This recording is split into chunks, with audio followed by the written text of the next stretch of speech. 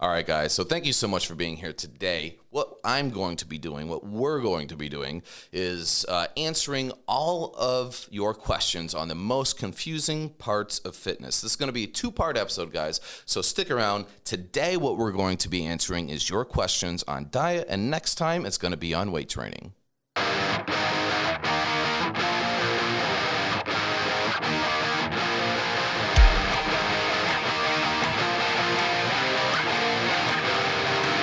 Ladies and gentlemen, boys and girls, welcome to the first ever episode of Noah Knows, the science of health and fitness. I am your host, the bearded bullshit buster and swoley scientist, Noah Jobin. So, one thing I want to get into real fast. If you see your name tagged in this video, it's because I'm directly responding to a question that you had asked me earlier in a post that I put on social media asking about what are the most confusing parts of fitness.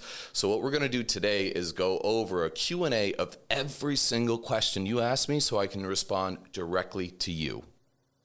All right, the first question is from Tiffany B.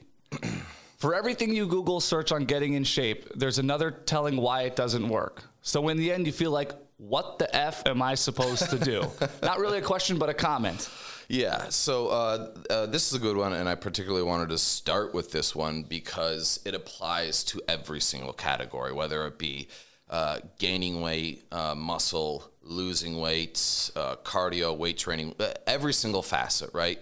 You're going to have people that say this versus, oh, no, you can't do that because this is actually the right thing. And unfortunately, the majority of the time when you do Google searches, you're going to bring up articles and forums from people that may not be qualified or certified to give you the proper answer. So it's going to be incredibly important to, just like back in school, cite your sources, look to see what the quality of information is. Look for our academic researches and reports, not just some blog or someone on Facebook telling you this is what worked for me, so this must be the answer.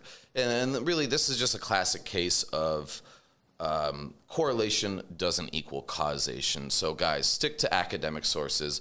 Check to see it's been peer reviewed. Check to see the results are replicated, that the findings are supported by other experts in the field and not just some one-off person that has a radical idea about something. All right, next question in the diet category from Lori Y. Eating a donut and not gaining muscle. Another comment, not a question, but we get what she's saying. Yeah. So, I mean, here's the thing. You can absolutely eat a donut and gain muscle, right? Food isn't intrinsically or inherently good or bad for us. It's the application of it. So if you're in a surplus and you eat a donut, you can absolutely gain muscle from that.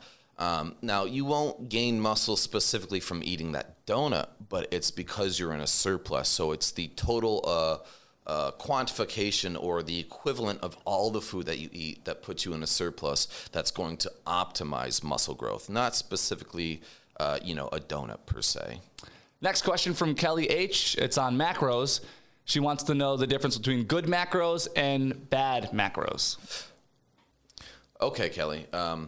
I wouldn't necessarily think about macros being good or bad because when we look at how we quantify the different levels of diet and how much progress they give us, you can hit your macros or whatever blend of macros you're trying to do to achieve a certain goal because it will fluctuate. It will change based off of what you're trying to achieve. But you can have a good balance of macros, but if you're still in a surplus, you're not going to lose weight, right? So we need to be a deficit. So first and foremost, being in a calorie deficit will always take precedent over balanced macros. Mark R. asks, fitness, whole pizza in my face hole, and somehow losing weight. I love it. And again, this shows the common misconception about types of food and being able to achieve weight loss. Now, I can guarantee you can eat pizza every single day and continue to lose weight. However, what we're going to have to do in this situation is practice moderation and portion control, right? And then we have to weigh it against how much of our total calories is that actually going to take up for the day, right? So one of the things I would suggest, which we see we can talk about later, is the case study of the Snickers diet. So what this person did to achieve their weight loss, they wanted to eat a Snickers bar every single day. And they did that over the course of 10 weeks, lost several inches, hit their goal. But what they did is they planned their diet around the Snickers bar every single day. So if you want to eat a slice of pizza every single day, you can. See how many calories that takes up for your total day, and then balance everything out around it. Now, I'm not advocating you do this, but I'm saying if you want to eat pizza, traditional pizza that way, you can. Or you can obviously make healthier options or more nutritionally dense and less calorie options by going with like something like a cauliflower crust or going with a chicken crust for your pizza. Michelle B asks, how to get rid of my flabby stomach? That again, guys, there's only going to be one way to lose weight, and that's going to be putting yourself into a deficit. It really doesn't matter what you eat, as long as you're in a deficit, you will lose weight. When we look at meta studies that look at 10 years of weight loss successfully keeping it off, there's two common factors. One are the people continue to stay in a deficit. And two, they increase their total daily energy expenditure, where they're hitting at least 10,000 steps a day. This one's from Raina T. How do I reset my metabolism with my diet? All right. Simple answer here is you need to build a healthy relationship with your diet. And a lot of times people don't want to hear this, but it may mean stepping away from dieting for a little bit and bringing yourself back up to maintenance and eating a little bit more food. From Kelly I have some serious allergies, so it's hard for me to find good substitutes for things I can't eat. Counting calories makes me want to slit my wrists. Now, for liability purposes, if you do have suicidal thoughts, please seek help, Kelly. Yeah, I don't mean to laugh at that. We should never trivialize a serious subject like that. But first and foremost, you need to make sure that your allergies are actually clinically diagnosed. If it's not, you may be avoiding foods that you necessarily don't actually need to. Now, when it comes to counting calories, a lot of people don't like doing that. I would really just stick to making better choices in terms of food, where prioritize your protein as lean sources of protein. And then maybe you can reduce the calories from the carbs that you come in by focusing on high amount of veggies, right? So really focus on food volume and lower calorie foods. From Jenna G. LMT, she wants to know about diets and diet scams. Yeah, guys, if it sounds too good to be true, it likely is. If you're listening to Dr. Oz or even locally Dr. Fat, who says your metabolism is broken and it's not your fault, it's your hormones, and talks about body types, they're full of shit and they're stealing your money. From Michelle L. What do I do for a diet? Macros, keto, plant-based, clean eating, good Lord. I think that. Good Lord. Good Lord. So what you do for a diet, right? And it really depends on your goals. If it's weight loss, it doesn't matter what type of diet you do. If the calories are equal, your results will be the same. So what I'm going to advise to you is find the one that you find the easiest, that you can enjoy, you can stick to. That's the one you're going to be successful on. As long as you're in a deficit, it doesn't matter what diet it is, you'll lose weight. From Kelly L. I strength train, do cardio, and eat clean, sleep well, have fun, and laugh a lot, but my weight and fat percent barely budge.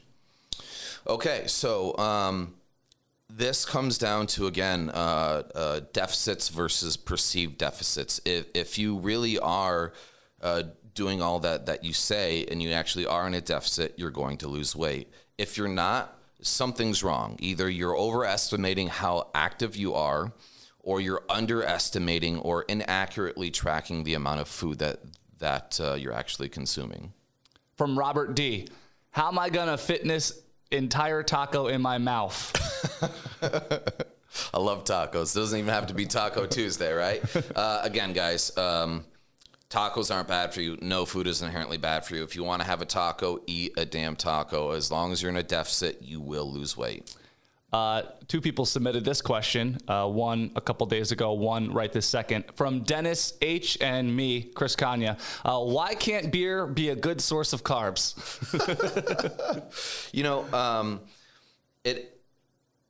It can be. I'm not saying that carbs are good or bad or that you should go drink beer. But again, guys, whatever your goals are, you can eat and drink whatever you want. And as long as you stick to portion control and moderation, studies continue to show that you can consume whatever you want and continue to lose weight. Now, in terms of performance, yeah, sure. Drinking and then going to work out probably isn't the best thing, but if you're going to consume some of your calories with beer, just eliminate something else to take its place and you'll be fine. From Steve S., fitness whole slice of pizza in my mouth. Back to the same thing, guys. Here, we see a lot of repeat questions, and that's okay because there is a lot of confusion on this. And guys, you know what? You want to make a homemade pizza? I'm going to tell you what to do right now. Go into Wegmans, go to the bread section, find yourself P28. Now, this is a locally sourced product from Syracuse. Now, what they do is they make flatbread pizzas that have a high quality source of protein in it. P28 because there's 28 grams of protein in the crust, guys, okay? So the entire pizza, which will be something like this, right, will be like 240 calories for the crust alone. Now all you need to do is take a single serving of whatever sauce of your choice, whatever cheese of your choice, and then if you want, you can actually throw some pepperoni on there, maybe some lean sausage, some chicken, whatever toppings you want. And if you buy these ingredients and you use this to make a pizza, and I've done it, it takes less than 5 minutes to cook when prepped. You can make entire pizzas that you can eat every single night for 600 to 500 calories, even less sometimes, depending on the ingredients you use for an entire pizza. What about you? Do you want to eat a pizza for 500 calories? Sounds good to me. Pizza? Absolutely. Absolutely. From Lexi C, and it seems that Regini G also had the same question. Can you be in a calorie deficit and lose weight but gain muscle at the same time? Yes. The answer is equivocally yes, but it's to a very small percentage of people. If you've been working out for a while and you're experienced and you've been doing this for years, it's going to be very difficult. The people that will be the most likely to be able to achieve this goal are people that are coming from an obese or overweight background, or they aren't overweight, maybe they're just underdeveloped in terms of muscle. If you're inexperienced in terms of resistance training, or if you're taking PEDs or performance-enhancing drugs, those are really going to be the 3 categories that you can achieve weight loss while gaining muscle. Jenna H wants to know simply about macros. Okay, so real quick explanation of macros here, right? So macros, if we look at macros means big or large or most important, right? So when we look at our diet, our nutrition, what are the 3 most important categories of what we need to consume? That's going to be protein, fats, and carbs, right? So macros, the big picture, you can think the big 3. So this is just shorthand for talking about proteins, fats, and carbs, right? And it's the consumption of all 3 of these macronutrients that make up our total daily calories that we consume. And last but not least, Elias P wants to know, why don't more people just do it instead of taking a pill for a condition that could be fixed with fitness? That's a great question, and I think that really boils down to what we've been conditioned to do as a society. And that's laziness and instant gratification. If I looked at you, Chris, and I said, I can grant all your wishes like that, versus, you know what, you got to work at this, make it a lifestyle, right? What are you going to pick?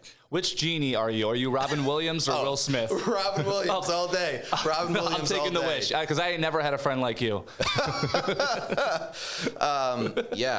Unfortunately, You are right. Many conditions can be preventable by exercise and diet alone. When we look at the most common prescribed medication and statins, all the things that they treat are shown to be preventatively treatable, just as effective or better through diet and exercise. So, but again, people want the easy way out, man. And that'll do it for the diet category, Noah. All right. Thank you guys so much for being here with us, listening and watching where available. We covered diet today. On the next episode, what we're going to do is continue to answer all of your questions, but it's going to be in the weight training category, guys. Thank you so much for being here. You've made my day. You're awesome.